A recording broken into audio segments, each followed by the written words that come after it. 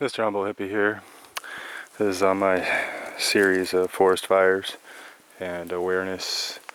I'm basically in the middle of the wilderness in one of the biggest states in the country of raw wilderness, surrounded by millions of acres of, as you can see.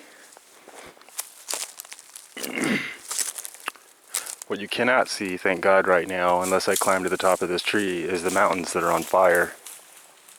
And so the smoke that we see, or the clouds that you see, is actually smoke. There's so much smoke in the air that it's raining ash, and it's actually created its own weather system.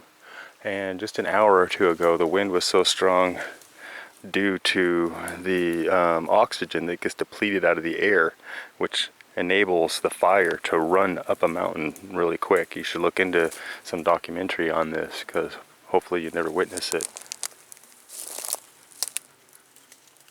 That's a piece of ash. I'm going to try and document some ash floating. But mostly, I just kind of want to rant on for a minute about your own personal safety. I work in the woods, and so your boss or your job or your safety is due to your own knowledge and not necessarily somebody warning you or letting you know. What happens typically in California National Forest System is that CAL FIRE has mapping of every parcel, every property or house that's in the woods is called a parcel.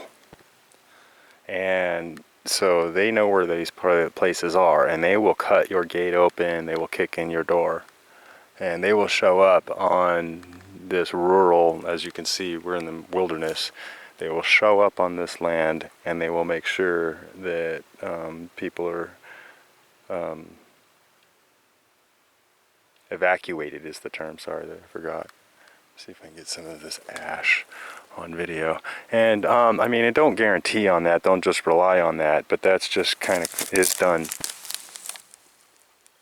And may not, happen for you. So you should have an emergency preparedness with your family at all times. And that goes including thousands, 100,000 gallons of water, maybe a gel that goes, an emergency alarm system gel that covers your whole house and any outbuildings. There's products like that that are encouraged for landowner properties. A foam type of dispersant. Sandbags. Dirt is an amazing, it puts out fire like a blanket. It'll put out the fire a lot easier than water will. Water is a very rare resource in the wilderness, and you more than likely will not have any access to water and or a fire hose, which is part of your emergency preparedness kit. You might want to again have this ample amount of water. I recommend a fire truck. It's not actually that weird. I mean, they sell water trucks, let's say, maybe not a fire truck, but a water truck that you could hook a hose up to. And then, that could be your fire truck, and you just have it on site. If you live, again, I'm referring to people that might live in the wilderness or in the woods, you are your own fire team. And in the woods and all wilderness towns and areas, which for the record, the neighboring towns are gone right now. For the record, during this video that I'm shooting this very minute, I'm standing in ashes. Ashes are raining down on me. I'm in a 100-degree day, full sun, bright blue sky in every direction, and there is a firestorm happening that just engulfed the whole area, and I'm waiting for an evacuation this very minute. We're all on hold. People who haven't already driven off of these mountains and out of these areas that work out here are on hold, waiting for a mandatory, by law, evacuation from the government. The National Guard is coming in. This is a state of emergency situation. And again, we're in the wilderness, and so fires burn uphill, downhill, in every direction, and take over whole valleys within minutes, faster than you could run. So my throat's thick with smoke. My eyes are burny. So anyway, so you should have your emergency preparedness kit. It should consist of GPS, satellite phones, satellite, something that you have a guaranteed internet connection with. A lot of people, they have data plans on their phone or this or that, and they think about the minutes that they're going to use or whatever the case may be. It's a financial decision. But if you're you should think about an emergency kit for your life. And your life should not have a $5 or $20 or $100, rebate check thought process going into it. You should go buy a product, whatever you want to call it, that you can click a button and you know whether or not this mountain is on fire right now and you have to be evacuated. And or you should be able to click a button and it should be able to pinpoint where you actually are and that you'll be able to get out of that area. Also known as GPS. I've looked into a lot of different GPS things, and you do have to know a little bit of technical knowledge in order to use a real GPS product. I'm not referring to the mapping system that tells you how to get around in your car either. That's slightly different, even though it does work on GPS. It is more of a mapping system of a premeditated map that they already know that they're following. That's different from telling you right now a coordinate number of where this log is, that this ash is falling, because it's serious business. There's ashes raining on me right now. And not only the term ashes are raining, but it actually created artificial rain itself, a liquid product. I could show you droplets over to the side, but anyway, the point is that it creates a whole new weather environment also. And so I think your emergency kit should be prepared of a 24-hour access to NOAA, National Oceans and Atmosphere Organization type of thing, because they create weather and they know what the weather's going to be. They know.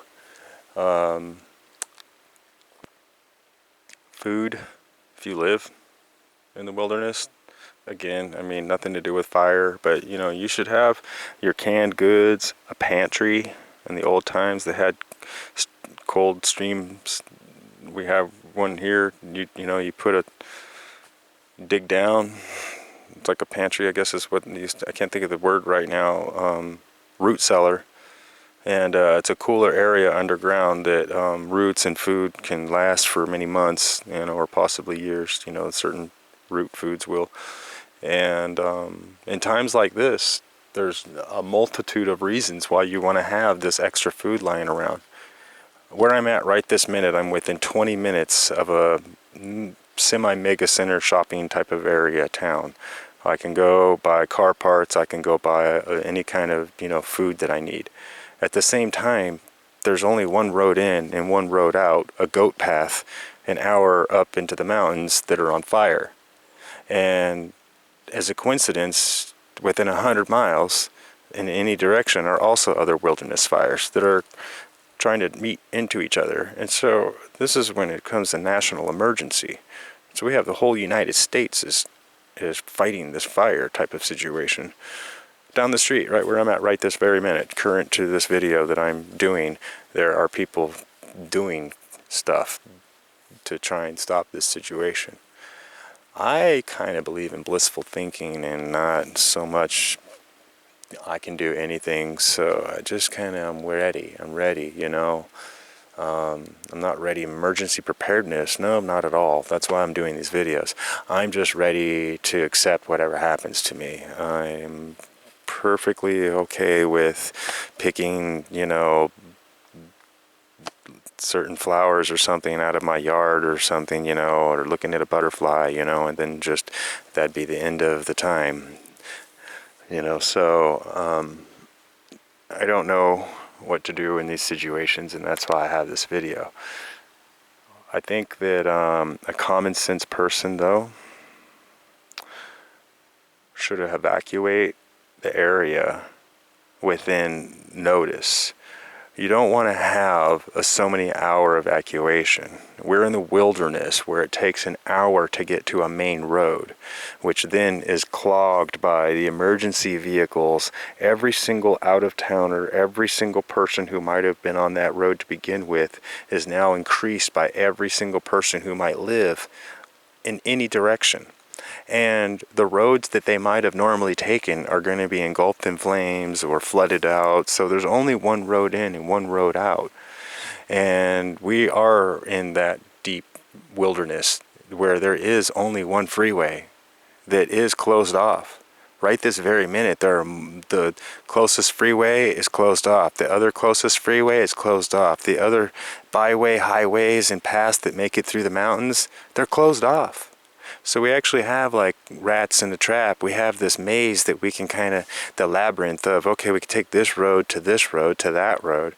But do you even know what I'm talking about? Are you going to be that educated in a town or an area if you go wilderness camping? Which again, maybe you're just a camper. Did you happen to know that this is not normal? Maybe so. It's a foggy day. I live in New Jersey. It looks like this every day in LA. Well, we don't have smog in the wilderness, so this is a bad day. You see this is a warning sign. You start seeing little white things floating around in the air. It's not snowing. It's August 1st today, and Northern California is all on fire. National emergency. August 1st. On another note, it's Jerry Garcia's birthday. Long live Jerry. Jerry lives.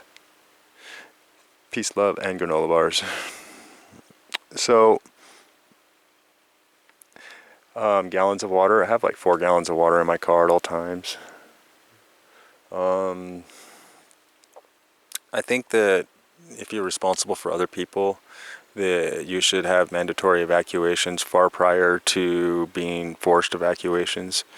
Again, because the roads will get congested, and it's just no reason to gamble people's lives for the sake of some business or another. When you're in the woods and in the country, the business, though, is important because it involves the cattle, it involves the horses, and if you're ranching, they have farms. If you work on a farm, you have to harvest the food, and different crops are going to get destroyed.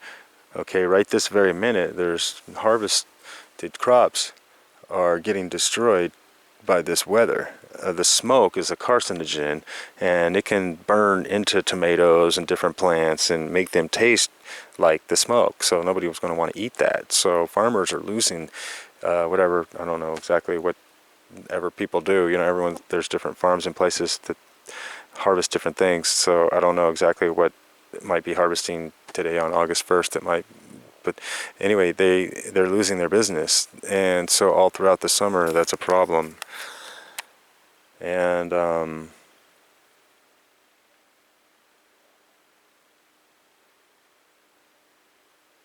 think telling people if you're going to go camping is a major importance. Hundreds of people disappear in my area every year. Hundreds of people disappear in my area every year, never to be found or heard of again. Maybe they're just hiking off into the woods, which seems pretty harmless, but actually you get lost instantly. And then there's a wilderness fire, and then you can't tell which mountain you walked up or down. There's a lot of dangers out here. Think you're walking around, jump on this log, and this log's all rotten, you fall right through, you break your ankle, you can't move, you're stuck in there, and you slowly just disintegrate. You go back to earth, and chipmunks eat you. This is true. This is what's happening to people.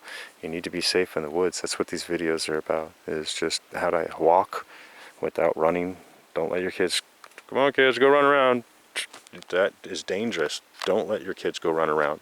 Don't let maybe I'm Mr. Busybody and everyone's gonna get hurt. You'll poke your eye out. Yeah, kind of. The older you get, I understand. The more that makes sense. But I've jumped up on this log. I ran over there. And if I tried to just jump up and run over there, I would hurt myself very badly to the hospital. And who's going to drive me? And how am I going to call them? There's no internet. There's no phones out here.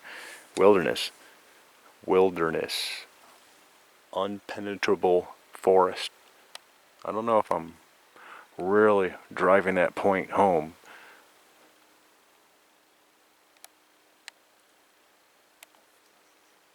tweet, tweet, tweet.